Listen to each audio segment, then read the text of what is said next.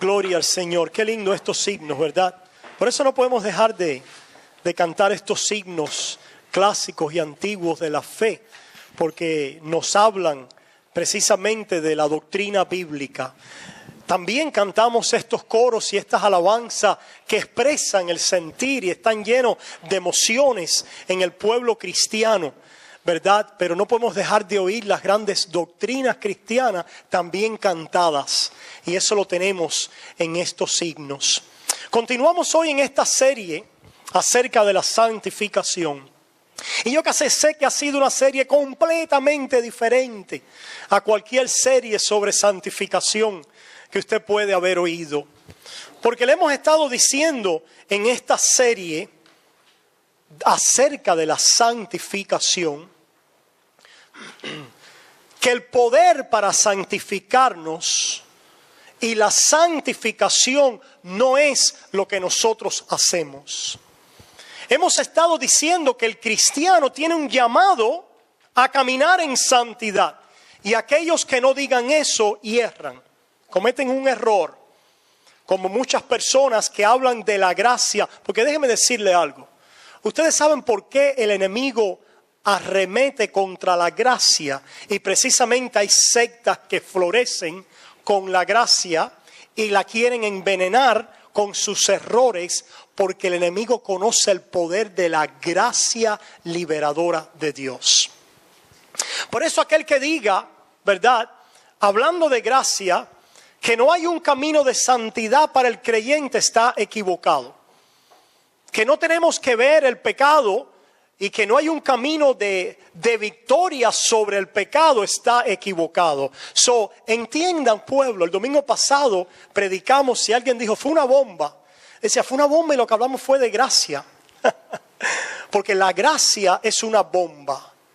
Y después yo me recordaba, claro, por eso es que Pablo dice, no me avergüenzo del evangelio porque es bomba de Dios para salvación a todo aquel que en él cree. No me avergüenzo del evangelio porque es poder. En el original, en el griego, dice dinamos, que quiere decir dinamita, bomba. Y el apóstol Pablo era odiado a donde quiera que iba, porque él hablaba y decía, no somos justificados por la gracia, por la ley, ni somos santificados por la ley. Hay una forma, número uno, de ser justificado, de ser reconciliado con Dios. Y también hay una forma para caminar en obediencia, que es caminar en amor. Y es una vez más volviendo a escuchar la palabra del evangelio, la bomba, el dinamo, la energía, la fuerza, la motivación del creyente. El problema ha sido cuando nos han instado a santificarnos, diciéndonos así: tienes que obedecer. Y cuando nosotros, que sabemos que tenemos que obedecer, decimos, ¿cómo lo hago?, responden, obedeciendo. ¿Verdad que sí? Tienes que obedecer y tienes que cumplir y caminar en obediencia al mandato de Dios. ¿Pero cómo lo hago? Esto fue algo que a mí lo tuve bien delante de mí en una consejería pastoral, cuando yo le hablaba a un hombre atrapado en una situación en su vida. Y yo le daba el consejo y la instrucción de la ley, que tenía que salir de esto, que tenía que dejar de hacer esto y tenía que obedecer. Me decía, pastor, no me está diciendo nada nuevo, yo eso lo conozco. Pero ¿cómo salgo de esta atadura? ¿Cómo puedo purificar mi vida? ¿Cómo puedo limpiar mi caminar?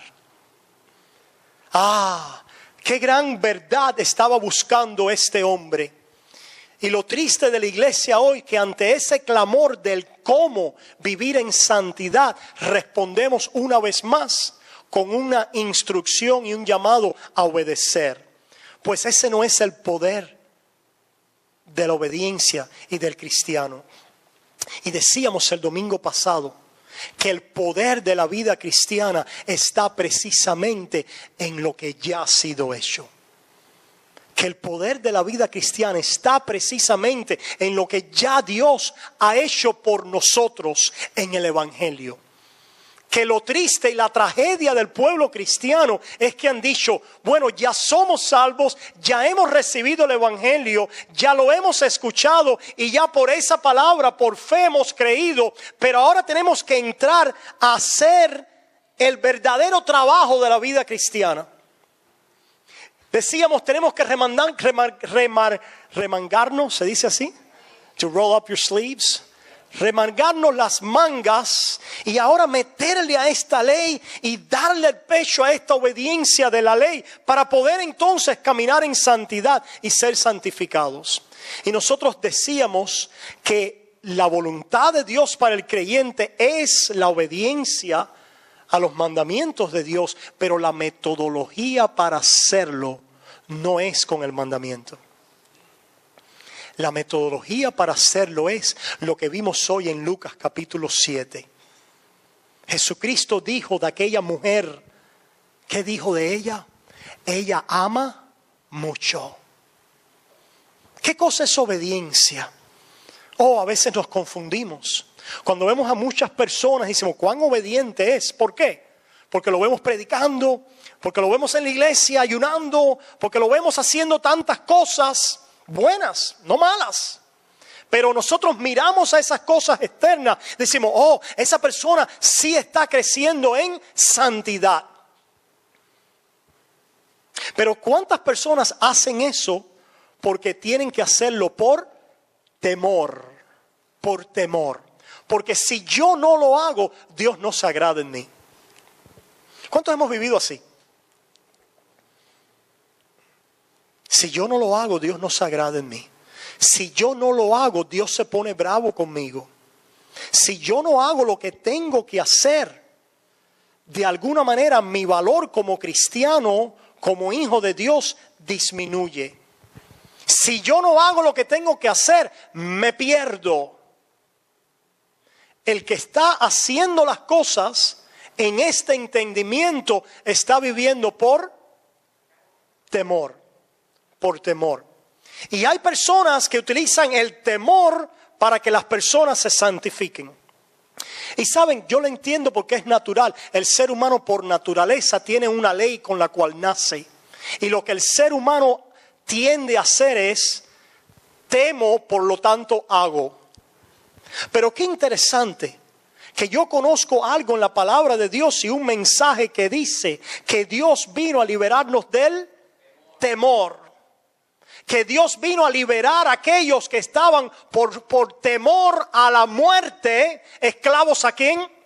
Al pecado. Y yo me pregunto si nosotros, el viejo Adán en nosotros, no ha transportado esa misma idea del temor. Ya me salvé, pero de alguna manera ahora yo tengo que hacer para mantener el agrado y la aceptación de Dios en mi vida. Porque si no hago esto, Dios se desagrada de mí. Y muchos creen y van al extremo, algunos no, que perdemos la salvación. ¿Cuál es la verdadera motivación de la vida cristiana? ¿Será que es el temor? Nosotros hemos visto en 1 de Juan capítulo 3, que ha sido nuestro texto. 1 de Juan capítulo 3. Leemos una vez más, comenzando en el versículo 1, dice así: mirad cuál amor nos ha dado el Padre, para que seamos llamados hijos de Dios. Por esto el mundo no nos conoce, porque no le conoció a Él. ¿Dónde comienza Juan? Lo comienza en el capítulo 1 y continúa encabezando los capítulos de Juan. Y de primera hasta el último capítulo de Juan, Juan el anciano continúa recordándole a la iglesia algo. ¿Qué continúa recordándole a la iglesia? El Evangelio. El Evangelio no es algo que tomamos cuando somos salvos, después le damos la espalda y ahora decimos a obrar y a trabajar. Sí, el cristiano obra y el cristiano trabaja, pero el cristiano obra y trabaja no por temor. El que teme es el que dice, tengo que hacerlo, porque si no lo hago, ¿qué tengo? graves consecuencias. Y por eso es que damos la declaración la semana pasada, la cual muchos la malinterpretan y otros simplemente no la entienden, cuando decimos que el cristiano es alguien que no tiene que hacer nada porque ya todo le ha sido hecho. No nos acostumbramos a esa idea, ¿verdad? De que no tengo que hacer lo que hago. No tengo que hacerlo porque la palabra dice que ya Dios lo ha hecho todo por mí y para mí. La palabra de la justificación nos dice que ya todo ha sido hecho. Pues ahora nosotros en la santificación decimos, sí, pero ahora tenemos que hacerlo, porque si no hacemos algo, entonces Dios se desagrada con nosotros. Y ahí es donde necesitamos volver una vez más a la palabra de justificación que nos dice, no tienes que hacer nada, lo que tienes que hacer es creer. Por eso dice la palabra que el justo vivirá por la fe. ¿Creer qué? Bueno, ¿qué es lo que hemos creído? ¿Hemos creído el qué? El evangelio. No hay otra cosa que creer. Lo que cree el cristiano es el evangelio en el cual tiene vida. Y en ese evangelio que hemos sido justificados, nos recuerda que ya todo ha sido hecho por nosotros. Como vimos a aquella mujer prostituta llegando, haciendo algo, pero pregunta, ¿tenía que hacerlo ella?